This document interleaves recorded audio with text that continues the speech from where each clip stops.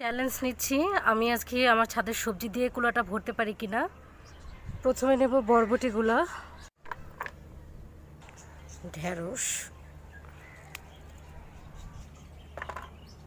কলমি শাক নেব কিছু,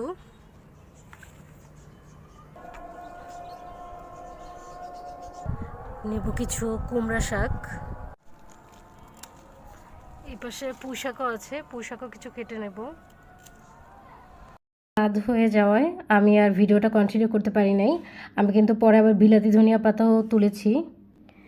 বাসায় এসে আমি বাকি ভিডিওটা করছি। তো আমার কিন্তু আজকে কুমড়া শাক, তারপরে হচ্ছে পুঁই শাক, কলমি শাক, বিলাতি ধনিয়া পাতা, বরবটি, তারপরে ঢ্যাঁড়স, এই সবগুলো সবজি দিয়ে কিন্তু আমার কুলাটা ভরে গেছে। তার মানে আমি কিন্তু আজকেও চ্যালেঞ্জে জিতে গেছি। এই সবজিগুলো কীভাবে চাষ করি সেগুলো নিয়ে কিন্তু আমার চ্যানেলে ভিডিও আছে, প্রয়োজনে দেখে নিতে পারেন।